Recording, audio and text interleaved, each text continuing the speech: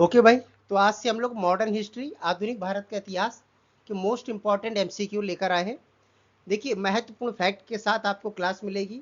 इसके पहले हम लोगों ने प्राचीन भारत को कंप्लीट किया है, ठीक है। उसके सभी इंपॉर्टेंट एमसीक्यू मैंने कंप्लीट करा दिए हैं। इसके बाद हम आधुनिक भारत लेकर आए हैं।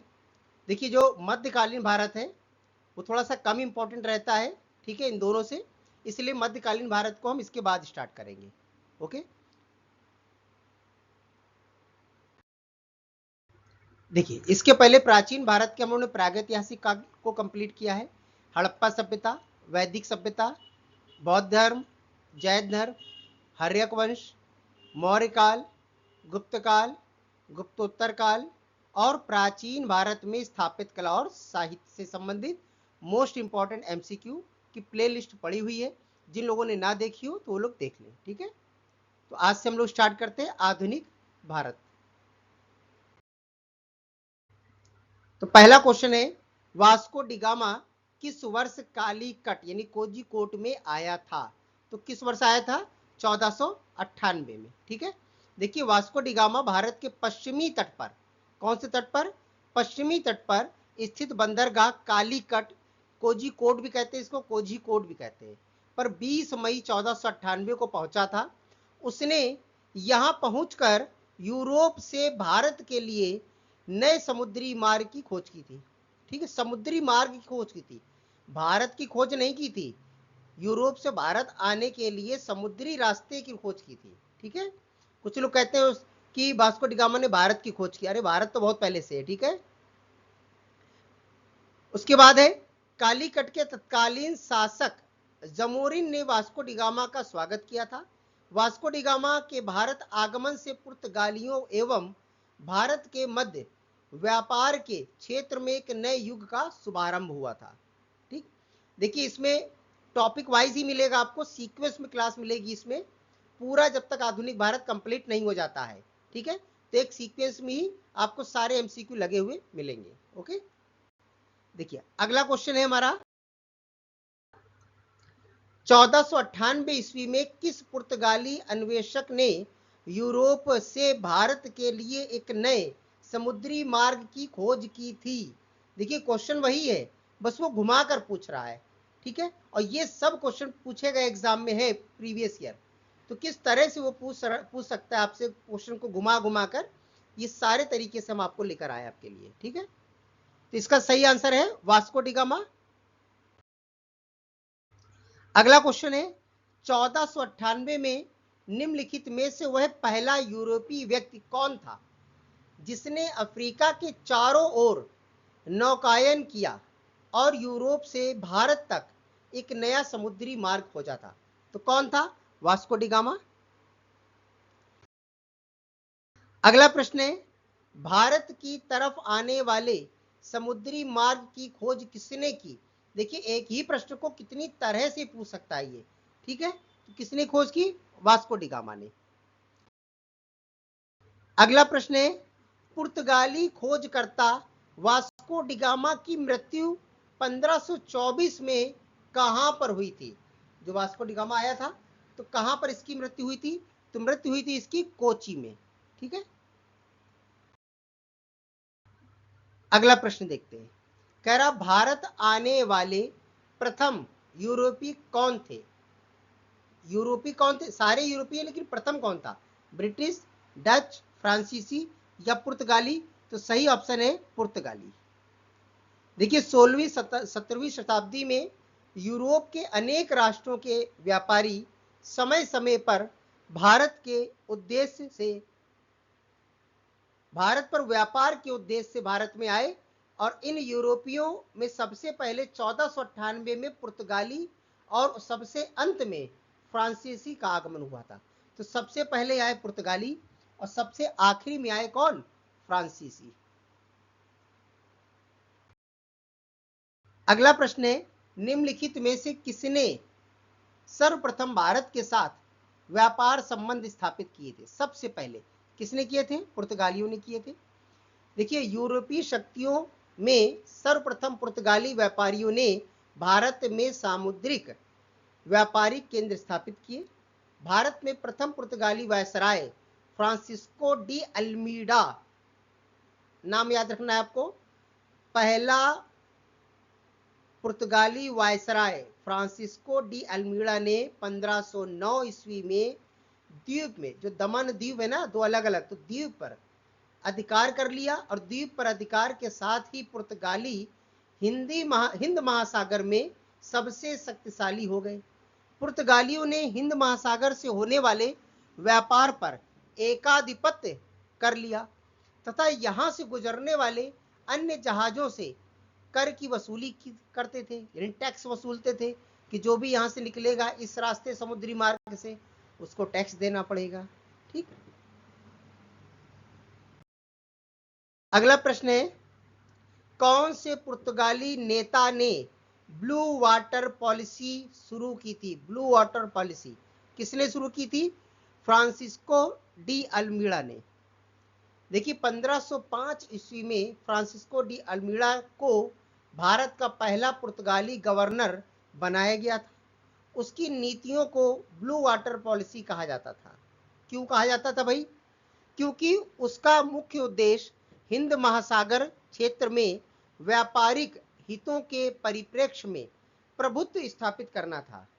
1509 ईस्वी में फ्रांसिस्को डी अल्मीडा की जगह अल्बुकर्क भारत में पुर्तगाली गवर्नर बनकर आया था। तो फ्रांसिस्को डी अल्मीडा के बाद कौन आया था? अल्बुकर्क आया था, ठीक है, गवर्नर बनकर, जिसने 1510 ईस्वी में बीजापुर के सुल्तान से गोवा को अपने कब्जे में ले लिया था। तो गोवा को किसने कब्जे में किया था? किसने? अल्बुकर्क ने। और किससे किया था? तो बीजापुर के सुल्तान थे उनसे, ठीक है। उसे भारत में पुर्तगाली शक्ति का वास्तविक संस्थापक माना जाता है। किसको? अल्बुकर्क को। वास्तविक संस्थापक अल्बुकर्क को माना जाता है, ठीक है। अगला प्रश्न है, पुर्तगालियों द्वारा श्रीलंका की खोज किस वर्ष की गई थी? श्रीलंका की खोज की गई थी 1505 में। देखिए पुर्तगालियों द्वारा श्रीलंका की खोज 1505 ईस्वी में की गई थी। 8वीं शताब्दी के आसपास से ही यहां अरब व्यापारी बसने लगे थे और इसके बाद क्रमशः पुर्तगाली, डच और ब्रिटिश आए। वर्ष 1948 में यह देश अंग्रेजों से मुक्त होकर स्वतंत्र हुआ था, 1948 में, ठीक है। अगला प्रश्न है, निम्नलिखित में से किसने वर्ष 1503 ईस्वी में भारत में पहला यूरोपीय किला बनाया था? 1503 में भारत में पहला यूरोपीय किला किसने बनवाया था, बताइए। तो सही आंसर है पुर्तगालियों ने। देखिए पुर्तगालियों के भारत में प्रथम दुर्ग, यानी भारत में प्रथम यूरोपीय दुर्ग भी कहा जाता है, का निर्माण अल्फांसो डी अल्बुकर्क, इस समय वह गवर्नर नहीं था, देखिए गवर्नर वो बाद में बन के आया था, ठीक है, इसके द्वारा 1503 ईस्वी में कोचीन में कराया गया था। तो अल्बुकर्क ने ही कराया था, लेकिन उस समय वो गवर्नर नहीं था, ओके। गवर्नर बनकर वो बाद में आया है 1509 में। अगला प्रश्न है, पुर्तगालियों द्वारा कालीकट से लाए जाने वाले कालीकट के सूती कपड़े यूरोप में आमतौर पर क्या कहलाते थे? क्या कहलाते थे भाई? तो कैलिको कहलाते थे, ठीक है। देखिए पुर्तगालियों द्वारा कालीकट से लाए जाने वाले कालीकट के सूती कपड़े यूरोप में आमतौर पर कैलिको, CALICO, कैलिको कहलाते थे, ठीक है। कैलिको के अंतर्गत महीन से महीन मलमल से लेकर मोटे से मोटे मार्किन तक सम्मिलित थे। देखो मलमल भी कपड़े की क्वालिटी होती है और मार्किन भी कपड़े की क्वालिटी है वो, ठीक है। अगला क्वेश्चन है, गोवा की लड़ाई किस वर्ष में लड़ी गई थी? तो 1510 में लड़ी गई थी। देखिए गोवा की लड़ाई 1510 ईस्वी में पुर्तगाली गवर्नर अल्फांसो डी अल्बुकर्क और बीजापुर के शासक यूसुफ आदिल शाह के मध्य हुई थी। इस लड़ाई में अल्बुकर्क ने यूसुफ आदिल शाह से गोवा छीन लिया और अपने अधिकार में ले लिया, ठीक। चलिए अगला प्रश्न है, किस वर्ष गोवा पर पुर्तगालियों ने अधिकार कर लिया? किस वर्ष किया था? 1510 में। अगला प्रश्न है, ब्रिटिश ईस्ट इंडिया कंपनी ने पुर्तगालियों को किस सन में हराया था? किस युद्ध में हराया था? सन नहीं पूछ रहे, इसमें युद्ध पूछ रहे हैं, ठीक है। किस युद्ध में हराया था? तो था सुवाली का युद्ध। देखिए कंपनी ने, कंपनी का मतलब है ब्रिटिश ईस्ट इंडिया कंपनी से, ठीक है। कंपनी ने पुर्तगालियों को सुवाली या स्वाली भी कहा जाता है कि युद्ध में 1612 ईस्वी में हराया था। ओके, देखिए सब सीक्वेंस से लगा है, पहले पुर्तगाली, ब्रिटिश, सब एकदम सीक्वेंस से हिस्ट्री चल रही है हमारी। अगला प्रश्न है, अंग्रेजों ने स्वाली का युद्ध 1612 में जो लड़ा गया था, किसके खिलाफ लड़ा था? अभी हमने बताया आपको किसके खिलाफ लड़ा था? पुर्तगालियों के खिलाफ, ठीक है। अगला प्रश्न है, ईस्ट इंडिया कंपनी की स्थापना किस वर्ष हुई थी? ईस्ट इंडिया कंपनी की स्थापना कब हुई थी? 1600 में हुई थी। देखिए ईस्ट इंडिया कंपनी की स्थापना 1600 ईस्वी में हुई।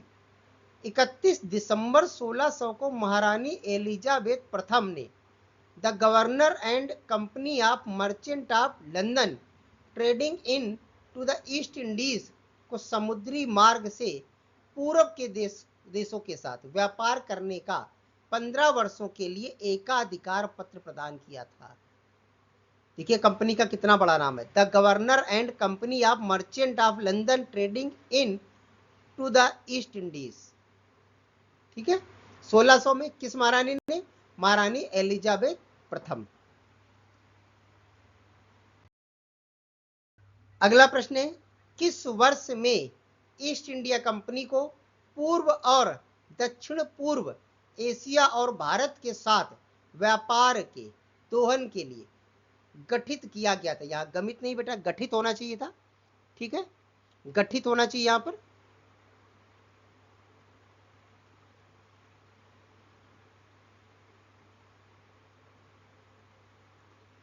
इसको मैं काट देता हूं, यहां पर नहीं कट रहा है, चलो ठीक है, ठीक है, ये गठित लिखा है। तो किस वर्ष गठित हुआ था? 1600 में। ओके, देखिए 1600 ईस्वी में महारानी एलिजाबेथ प्रथम द्वारा ईस्ट इंडिया कंपनी को पूर्व और दक्षिण पूर्व एशिया और भारत के साथ व्यापार के दोहन के लिए निगमित किया गया था, ठीक है। गठित कहें, निगमित कहें, प्रिंटिंग मिस्टेक हो गई इसमें। चलिए अगला प्रश्न है, ईस्ट इंडिया कंपनी ने इंग्लैंड की शासक महारानी एलिजाबेथ प्रथम से एक चार्टर प्राप्त किया जिसने इस वर्ष यानी किस वर्ष में पूरब के साथ व्यापार करने का एकमात्र अधिकार प्रदान किया? देखिए किस वर्ष? तो वो था आपका 1600 ईस्वी में, ठीक है। तो ये हमारे आज के 20 एमसीक्यूज थे। इसी के साथ हम लोग सीक्वेंस में आगे बढ़ेंगे। ओके, तो मिलते हैं हम लोग अगली क्लास में। देखिए क्लास आप लोग देखते हैं, अच्छी भी लगती है तो आप लोग प्लीज लाइक कर दिया करिए, ठीक है। और जिन्होंने सब्सक्राइब नहीं किया वो सब्सक्राइब कर दें, तो इससे पता चलता है कि नहीं इसमें और क्या कमी है, इसमें और क्या हम इंप्रूवमेंट कर सकते हैं। ओके, चलिए मिलते हैं हम लोग अगली क्लास में।